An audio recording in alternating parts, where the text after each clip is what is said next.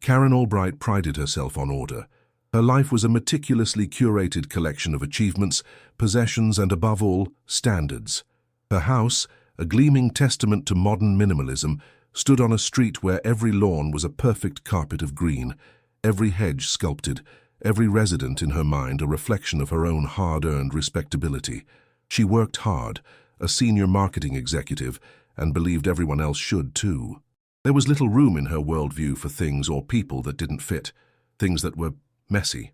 Her mornings were a ritual, a 5-mile power walk through the neighborhood, followed by a soy latte from The Daily Grind, her preferred upscale cafe. This Tuesday was no different. The sun was shining, perhaps a little too brightly, glinting off the polished hoods of SUVs. But as Karen rounded the corner onto Elm Street, her usual route past the small picturesque Willow Creek Park, her perfectly ordered morning came to an abrupt, jarring halt. Her eyes narrowed. Her pace slowed. A frown, deep and severe, etched itself onto her face.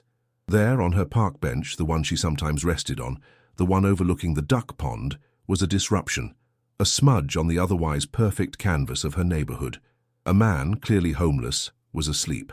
He was curled up, a tattered backpack his only pillow, his clothes worn, his presence to Karen an affront, an eyesore, a threat.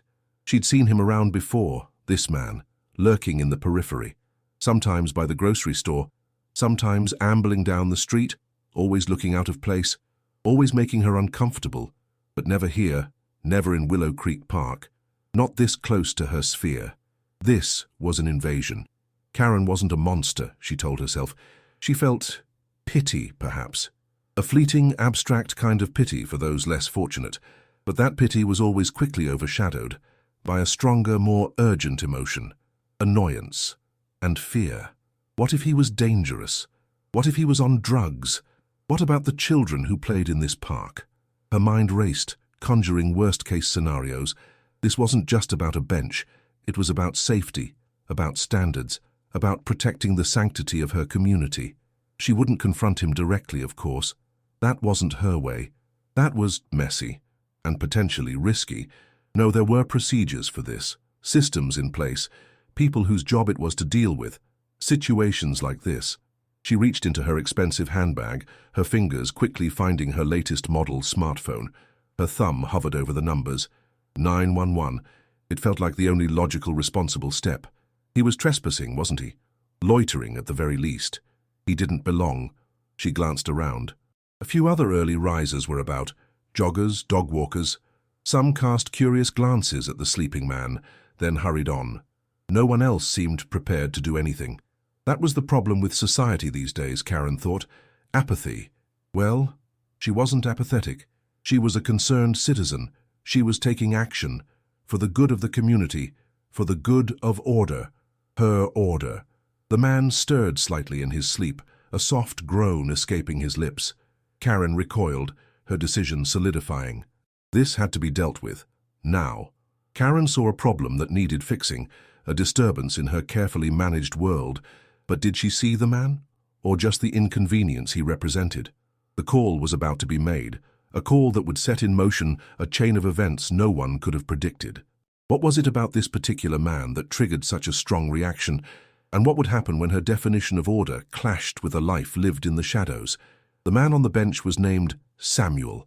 Samuel Bellwether. He was 57 years old, though the harsh lines on his face and the weariness in his bones made him look older. He wasn't lurking. He wasn't a threat. He was simply tired. Tired of a world that had, piece by piece, stripped him bare.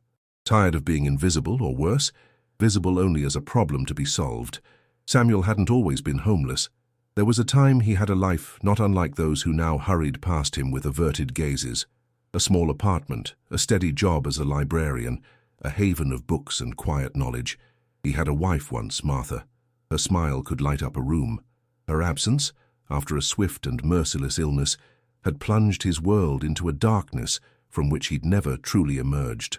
The grief was a lead weight, pulling him down, making everyday tasks like going to work, like paying bills, feel like climbing a mountain. One thing led to another, as it so often does. The job loss, then the apartment. His meager savings evaporated like mist in the morning sun. He had no children. His only sibling, a sister, lived 2 states away, struggling with her own family.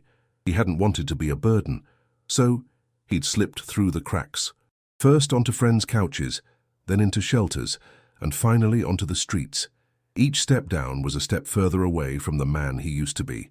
Willow Creek Park, for Samuel, wasn't a place to cause trouble. It was a place of fleeting peace. The ducks on the pond reminded him of a park he and Martha used to visit. The early morning quiet before the world fully woke was a time he could almost feel normal. He tried to be inconspicuous.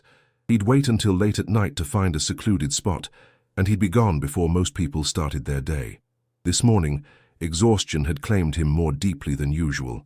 He'd overslept. A cardinal error in the unwritten rule-book of the unseen. He wasn't on drugs. He didn't drink.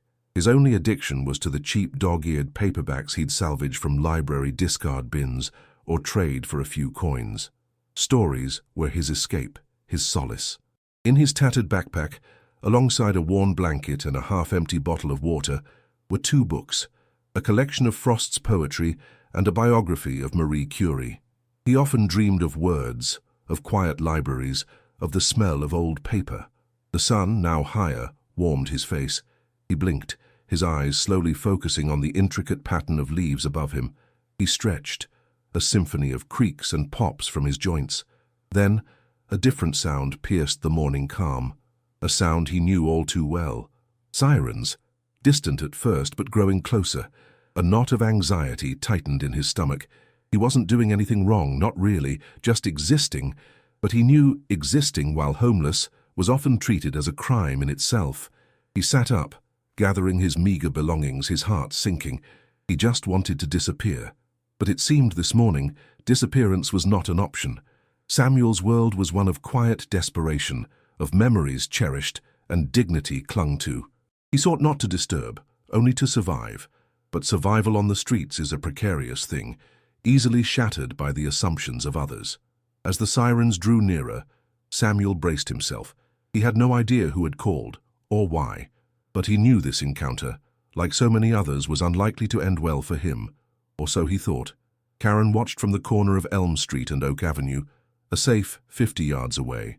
She'd given her name, her address, and a carefully worded, slightly embellished account of the vagrant in the park. She'd emphasized his disheveled appearance, his suspicious behavior, which was, in truth, just him sleeping, and the potential danger to the community. She'd used words like loitering with intent, a phrase she'd picked up from a crime show, feeling it added the necessary gravitas. "Yes, he's still there," she'd said into the phone, her voice firm. "He looks unwell, possibly intoxicated. I'm just concerned for the safety of the children who use this park. We pay high taxes to live here, you know. We expect a certain level of decorum." The dispatcher had been polite, professional, assured her that officers would be sent to investigate. Karen had hung up, a sense of accomplishment washing over her. She was making a difference. She was being proactive. 2 police cruisers now turned smoothly into the park's service road. Officer Miller, a man in his late 40s with a calm demeanor, was driving the first car. His partner, Officer Davis, younger, more intense, rode beside him. They'd had countless calls like this. Welfare check, suspicious person, unwanted subject. Sometimes they were serious, often they were not. Miller had learned to reserve judgment until he saw things with his own eyes. Davis, newer to the force, still carried a certain rigid adherence to the letter of the law. Samuel saw them arrive. His heart, already anxious, began to pound. He instinctively clutched his backpack tighter. It contained everything he owned in the world. He stood up slowly, trying to look as non-threatening as possible. He wasn't a criminal. He didn't want trouble. He just wanted to be left alone. But he knew that choice wasn't his to make. Karen, still watching, felt a surge of vindication. See? Action. Results. The system worked. The officers were approaching the man.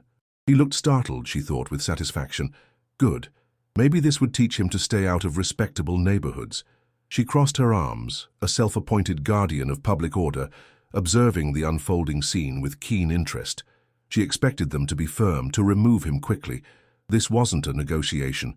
It was an enforcement of the unspoken rules. Officer Miller was the first to speak. His voice, unlike what Karen might have hoped, was not harsh. It was measured, almost gentle. "Good morning, sir. I'm Officer Miller. This is Officer Davis. We received a call about someone sleeping in the park. Is everything all right?" Samuel swallowed, his throat dry. "Yes, officer. I'm sorry. I must have overslept. I was just about to leave." His voice was hoarse, unused. He avoided eye contact, looking at a spot somewhere near Miller's polished boots. He knew the drill. Be polite. Be cooperative. Don't argue. Officer Davis, however, stepped forward, his gaze sweeping over Samuel, cataloguing the worn clothes, the matted hair. "Can we see some ID, sir?" His tone was sharper, more official. The classic opening gambit.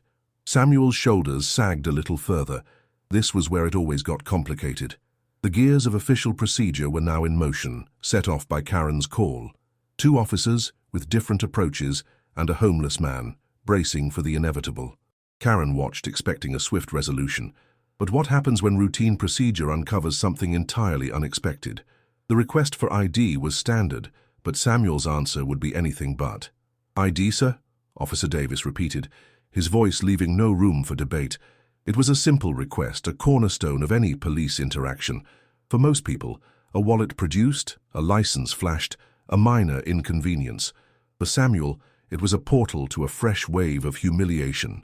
Samuel looked from Officer Davis's expectant face to Officer Miller's more patient gaze. I don't have any ID, officer," he mumbled, his eyes downcast. "I lost my wallet some time ago. Haven't been able to replace anything." This was the truth. But he knew how it sounded. It sounded like an excuse. It sounded like something someone with something to hide would say. Officer Davis sighed, a small, sharp sound of impatience. "No driver's license, no state ID, nothing with your name on it?" Samuel shook his head. "Just my books," he said, almost involuntarily, gesturing towards his backpack. "They have library stamps. Some have my name written inside, from before." Karen, still observing from her vantage point, couldn't hear the conversation, but she could interpret the body language. The homeless man was being difficult, she surmised. Resisting. Why else would it be taking so long? Her annoyance grew. Just get him out of there. Officer Miller, however, noticed the backpack. It was old, yes, but clean, and Samuel held it with a certain care. "What's your name, sir?" he asked, his tone still even. "Samuel, sir. Samuel Bellwether." "And your date of birth, Mr. Bellwether?" Samuel gave it to him. Officer Miller jotted it down in his notepad. Standard procedure. They could try to run the name, see if anything came up. Warrants, missing person reports. "Look, officers," Samuel said, his voice quiet but earnest. "I don't want any trouble. I was just tired. I fell asleep. I can go now. I won't come back to this park, I promise." He just wanted this to end, to fade back into the anonymity that was, paradoxically, his only safety. Officer Davis wasn't ready to let it go. "Not so fast, Mr. Bellwether. We need to verify who you are. Why are you sleeping in the park? Do you have anywhere to go?" The questions were routine, but for Samuel they were barbs, each one a reminder of his failures, his losses. "Nowhere." "Specific," Samuel admitted. "I try to stay out of the way." "Well, you're not doing a very good job of it today, are you?" Davis retorted. Officer Miller shot Davis a quick glance, a silent admonishment. He turned back to Samuel. "We're just trying to understand your situation, Mr. Bellwether. The call we received mentioned you seemed unwell, possibly intoxicated." Samuel's head snapped up, a flicker of surprise and hurt in his eyes. "Intoxicated? No, never. I don't use drugs or alcohol." He felt a desperate need to defend the one shred of dignity he fiercely protected. He was poor, yes. Homeless, yes. But he was not an addict. He was not a degenerate. Karen, seeing the exchange become more animated, felt a grim satisfaction. They were finally getting somewhere. He was probably lying, she thought. They always lied. But the truth, as it so often does, was about to step out of the shadows, uninvited and wholly unexpected. And it wouldn't be Samuel's lack of an ID that would cause the biggest stir. It would be what he did have. No ID, no home, no clear answers. To a skeptical eye, Samuel was a blank slate onto which any negative assumption could be projected. Karen had already painted her picture. Officer Davis was following protocol. But Officer Miller felt a nudge, a flicker of something beneath the surface. What would happen when he decided to look beyond the obvious, beyond the missing plastic card, and into the contents of that tattered backpack? "What's in the bag, Mr. Bellwether?" Officer Miller asked, his voice neutral. It wasn't an accusation, more a point of procedure, but for Samuel, the question felt deeply personal. That bag was his entire world. Samuel hesitated, not because he had anything illegal or dangerous, but because it felt like bearing his soul. Just personal belongings, officer. A blanket, a bottle of water, some books. Officer Davis scoffed quietly. Books. May we take a look? Miller asked, maintaining his composed demeanor. It wasn't really a question. Samuel knew he had no choice. With a sigh that seemed to carry the weight of years, he slowly unzipped the main compartment. Karen, from her distant perch, leaned forward slightly. She couldn't make out details, but she saw the man opening his bag for the police. Good. A search. They'd probably find contraband, she thought, or at least evidence of his vagrancy. Something to justify her call, her unease. Samuel carefully pulled out a neatly folded thin blanket, then a reusable water bottle half full. Then, one by one, he retrieved his books. A well-thumbed copy of Walden, a collection of Shakespeare's sonnets, its cover loose. A modern novel about a woman who rebuilds her life after tragedy. A recent find from a thrift store. And finally, from a side pocket, a smaller, older, leather-bound journal. Officer Miller's eyes lingered on the journal. It looked out of place amongst the tattered paperbacks. It was old, the leather cracked but clearly of good quality. There was no title on the spine. "And this?" he asked, nodding towards it. Samuel clutched it a little tighter. "It's just a journal. Personal." "Is your name in it?" Miller pressed gently. Samuel nodded. "Yes, and other things from a long time ago." Officer Davis, growing impatient, stepped closer. "Let's see it." His tone was an order. Samuel flinched almost imperceptibly. He looked at Officer Miller, a silent appeal in his eyes. Miller gave a slight nod as if to say, "It's okay." Reluctantly, Samuel handed the journal to Officer Miller. Miller opened it carefully. The first page had a name written in elegant, slightly faded calligraphy. Samuel Bellwether, Ph.D. Below it, an inscription. "To Samuel, upon the successful defense of your dissertation. May your love for history illuminate the world. With deepest pride, Professor Albrightson, Harvard University, 1995. Officer Miller looked up at Samuel, then back at the inscription. Ph.D., Harvard University. He flipped a few more pages. They were filled with dense scholarly notes, observations on historical events, beautifully written prose. Interspersed were sketches, surprisingly detailed, of old buildings, artifacts, even portraits. This wasn't the rambling of a disturbed mind. This was the work of a keen intellect, a learned man. "You have a Ph.D., Mr. Bellwether?" Miller asked, his voice now tinged with a new note of respect and surprise. Samuel looked down, a flush creeping up his neck. Yes, a long time ago." "In history? Harvard?" He nodded mutely. Karen, unable to discern the specifics, only saw the officers looking intently at something from the bag. She saw their expressions change. What was it? What had they found? Her initial certainty began to be pricked by a tiny needle of unease. The interaction wasn't going as she'd expected. It wasn't a swift dismissal. It was a conversation. Officer Davis was silent, his earlier cynicism momentarily checked. He looked at Samuel, really looked at him perhaps for the first time, not as a vagrant but as a person whose surface belied a hidden depth, a homeless man with a Harvard Ph.D. It didn't compute with his neatly ordered categories. A tattered backpack, a few worn books, and a leather-bound journal. Not evidence of a crime, but relics of a life, a mind, a past that was far richer and more complex than anyone, especially Karen, could have possibly imagined. The label homeless man was proving to be a woefully inadequate description. The revelation of Samuel's academic past was a small crack in the wall of assumptions. But what else did that journal hold? And how would this discovery begin to unravel the certainty of those who judged him? Officer Miller continued to turn the pages of Samuel's journal. The neat, scholarly script documented observations, research notes, even poetry. But then Miller paused. He'd reached a section where the writing style changed. It became more personal, more direct. And there were names of places, names of people, and one name, repeated several times, that made Officer Miller's blood run a little cold. "Mr. Bellwether," Officer Miller said, his voice low and serious. He held up the journal, pointing to a particular passage. "Can you tell me about this?" Samuel peered at the page, his eyes already filled with a weary sadness. clouded over further.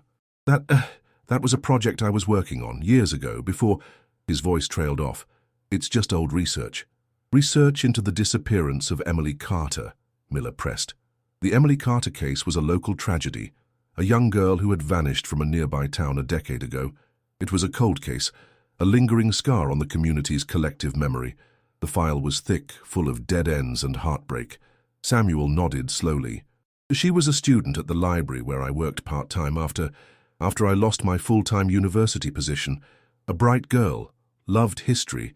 She was working on a local history project with me.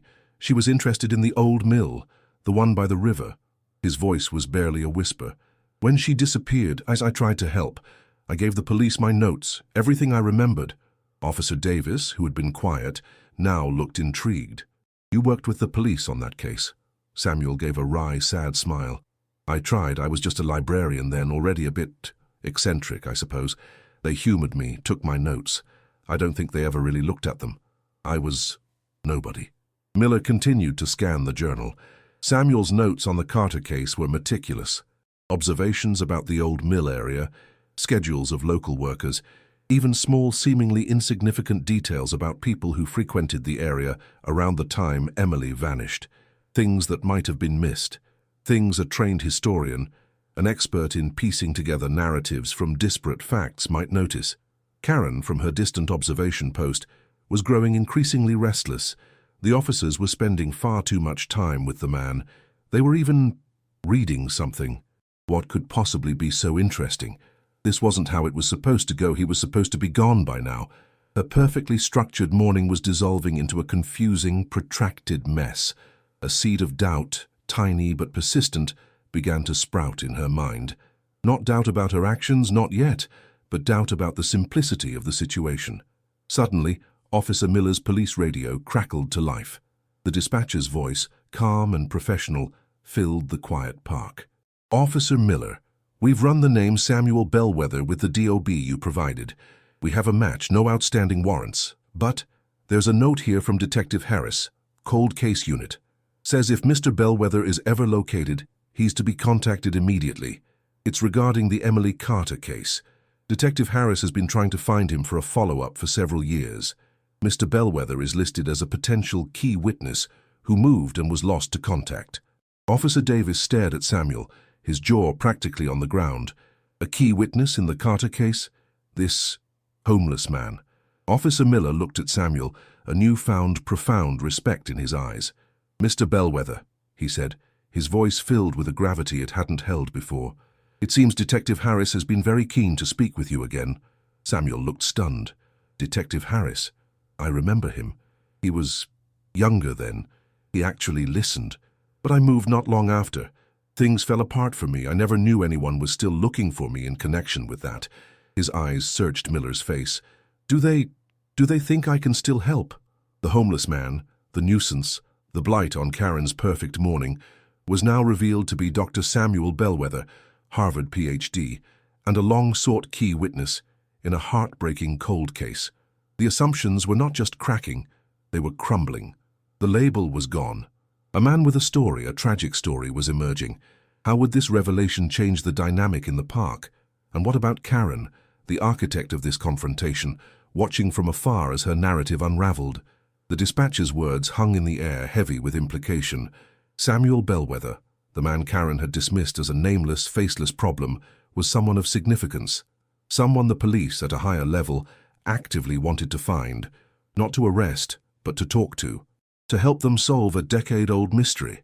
Officer Miller spoke quietly into his phone, his back to Samuel for a moment, giving him a small measure of privacy.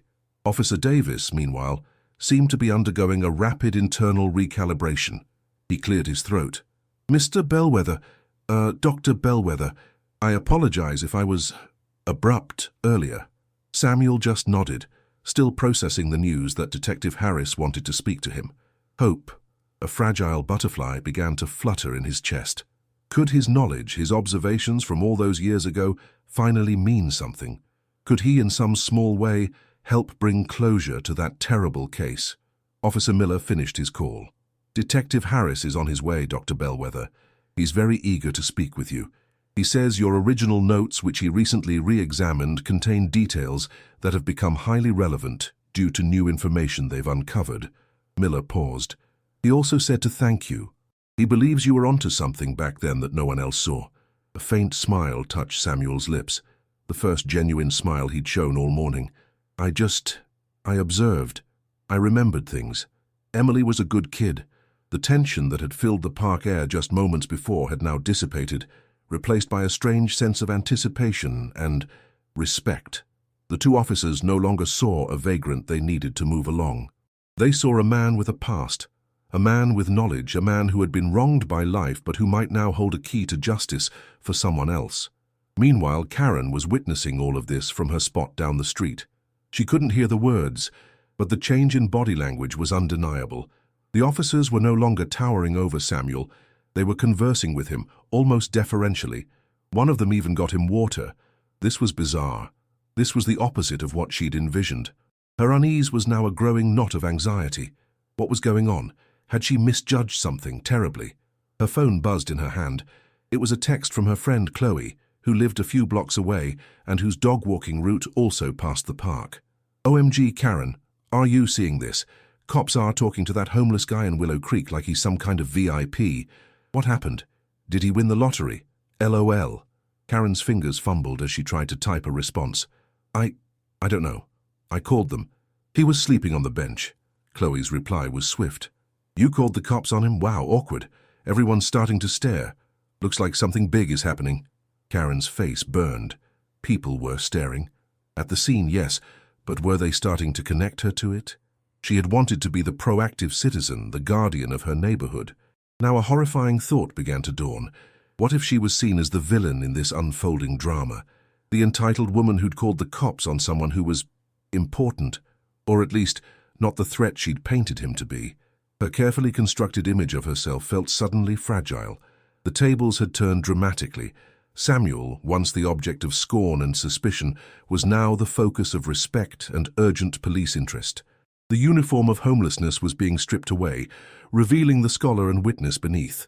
As Detective Harris sped towards the park, and as Karen's certainty crumbled into a nauseating mix of confusion and dawning shame, the true impact of her call was only just beginning to ripple outwards. What would happen when the full story became known? Not just to the police, but to the community. Detective Harris arrived like a character stepping onto a stage where the scene had already been unexpectedly rewritten. He was a man who carried the weight of unsolved cases, and the disappearance of Emily Carter was one that had haunted him for years. As he strode towards Samuel, his eyes were fixed on the man Officer Miller indicated. Dr. Bellwether, Harris repeated, his voice carrying a warmth and sincerity that further astounded the onlookers, including the now deeply uncomfortable Karen, who was still rooted to her spot, a reluctant spectator to her own misjudgment's fallout. We've had a breakthrough in Emily's case, some new forensic evidence from the old mill. It made us look at everything again, and your original notes, your theories about who might have been frequenting that area, they line up, Dr. Bellwether. They line up in ways we couldn't have imagined back then. Samuel listened, his expression a mixture of sorrow for Emily and a dawning realization that his intellectual abilities, so long dormant and unvalued, might actually contribute to something good. I always felt there was more to it, Samuel said, his voice gaining a little strength.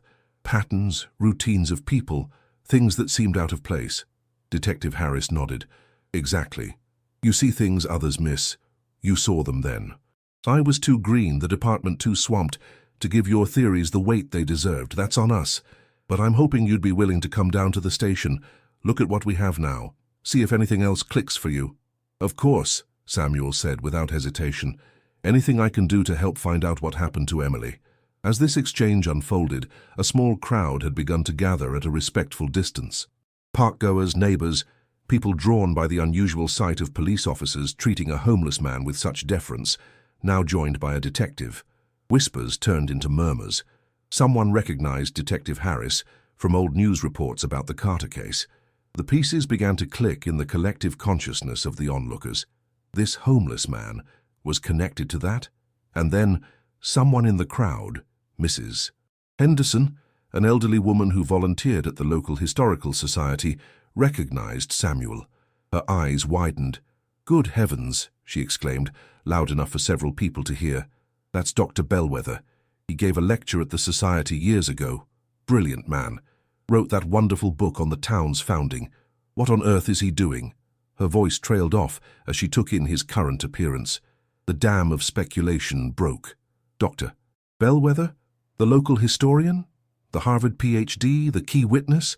This wasn't just some anonymous homeless man. This was someone. Someone their community had apparently overlooked, ignored, and left asleep on a park bench. Karen felt a cold dread wash over her. Mrs. Henderson's voice had carried. She saw heads turning, not just toward Samuel, but in her general direction. Had Chloe told others she was the one who called? Her face was burning with a mixture of shame and a desperate sinking feeling. She had wanted to uphold standards, to protect her community. Instead, she had publicly targeted and tried to oust a man who was not only harmless but potentially a hero, a respected scholar who had fallen on hard times. Her judgment wasn't just flawed, it was a catastrophic failure of perception and empathy. The order she cherished felt like a rigid, cruel cage of her own making. She wanted to disappear, to run, but her feet felt like lead. She was trapped, a witness to her own public humbling. The narrative she had so confidently constructed had been demolished, and in its place was a truth that painted her in a most unflattering light. The full story was now out, spreading through the park like wildfire. The homeless man was Dr. Samuel Bellwether, a respected scholar, a man of intellect and quiet dignity, now instrumental in a major cold case. And Karen was the one who had tried to have him removed. The shock was no longer about what happened to Samuel, but about what his presence revealed about everyone else. As Samuel prepared to leave with Detective Harris, a new chapter beginning for him, Karen faced the immediate, uncomfortable consequences of her actions. How would her community and her own conscience react to her role in this? As Detective Harris's car pulled away, with Dr. Samuel Bellwether in the passenger seat, a palpable shift occurred in Willow Creek Park.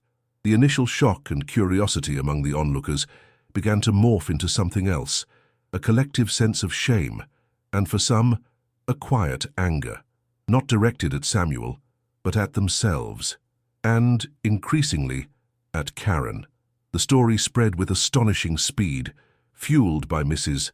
Henderson's identification and the inherent drama of the situation. "Can you believe it? Dr. Bellwether, living on the streets. And that woman, Karen Albright, called the cops on him, just for sleeping on a bench. The arrogance." The whispers were no longer hushed. They were pointed. Karen finally found the strength to move. She turned, her face flushed, and began to walk away, quickly, desperate to escape the judgmental eyes. But there was no escaping the court of public opinion, especially in a tight-knit, affluent community where reputations were as carefully cultivated as the rose bushes. Her phone was already buzzing incessantly. Texts from neighbors, from her book club, even a concerned/nosy message from her boss who lived nearby and had heard the commotion. The digital whispers were even faster than the spoken ones. For Samuel, the day was transforming in unimaginable ways. At the police station, he was treated with courtesy and respect. He was given coffee, a chance to wash up. He spoke with Detective Harris for hours, his sharp mind, though dulled by hardship, quickly re-engaging with the details of the Emily Carter case. He pointed out connections, recalled conversations, sketched diagrams from memory. It was clear his input was invaluable.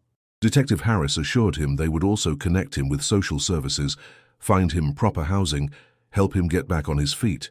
A path out of the darkness was suddenly, miraculously, appearing. Back in Karen's world, the repercussions were just beginning. Her actions, once seen by her as righteous, were now cast in a harsh, unflattering light. She was the Karen who called the cops on the hero homeless man. The label, so easily applied by her to others, was now stuck firmly to her. Her attempt to maintain order had created chaos in her own life.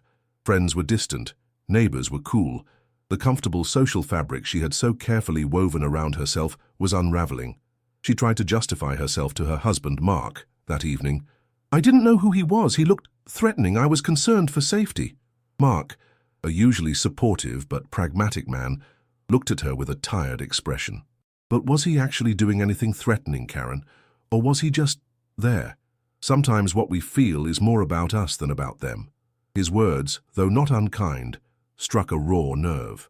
The next day, a local news blog picked up the story. Homeless hero scholar aids cold case after controversial police call. It didn't name Karen directly, but the details were specific enough. The comments section was brutal. People lauded Dr. Bellwether. They decried the heartlessness of a society that could let such a man fall through the cracks. And they condemned the entitled resident who had tried to have him arrested for the crime of being poor in a rich neighborhood. Karen read the article, read the comments, and felt a profound sense of desolation. It wasn't just the public shaming. It was the dawning, sickening realization that they were right. Her fear, her prejudice, her obsession with a superficial kind of order had blinded her. She hadn't seen a human being in distress. She'd seen a problem, and in trying to eliminate that problem, she had exposed a much deeper problem within herself. The ripples of that morning in the park spread far and wide. For Samuel, it was a lifeline, a chance to reclaim his dignity and purpose. For Karen, it was a painful public dismantling of her self-perception. The community, too, was forced to look at itself, at the easy judgments made, the human stories ignored. Samuel's journey was just beginning, a path towards recovery and contribution. But what about Karen? Could this humiliating exposure lead to genuine remorse, to a change in heart? Or would she simply retreat further into her defensiveness? The true lesson was yet to be fully learned. Weeks turned into a month. The initial furor in Willow Creek and online had subsided, but the story of Dr. Samuel Bellwether and the Karen who called the cops had left an indelible mark. For Samuel, life had taken a sharp upward turn. With Detective Harris's help and the assistance of social services galvanized by his now public story, he was no longer on the streets. He was in a small, clean apartment, a temporary shelter that felt like a palace. His collaboration on the Emily Carter case was proving fruitful. His unique perspective, his historian's eye for detail, had indeed helped uncover new leads, breathing life into the stagnant investigation. The police department, and Detective Harris in particular, treated him as a valued consultant. There was even talk of a small stipend for his work, and the local university, hearing of his story and his credentials, had reached out about a possible guest lecture or archival project once the case allowed. Samuel wasn't just surviving.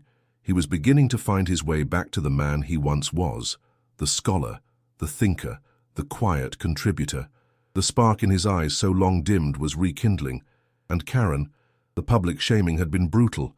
For weeks, she'd felt like a pariah. She avoided the park, changed her grocery store, minimized social interactions. Her initial defensiveness had slowly, painfully given way to introspection. Mark's quiet words, "Sometimes what we feel is more about us than about them," echoed in her mind. She replayed that morning over and over, the assumptions she'd made. The fear that was, in truth, a fear of the unknown, of anything that disrupted her bubble. One afternoon she found herself at the public library, a place she rarely visited, preferring to buy her books. She wandered through the aisles and found herself in the local history section. There on a shelf was a book, Willow Creek, A Founding History, by Dr. Samuel Bellwether. She pulled it down, her fingers tracing his name on the cover.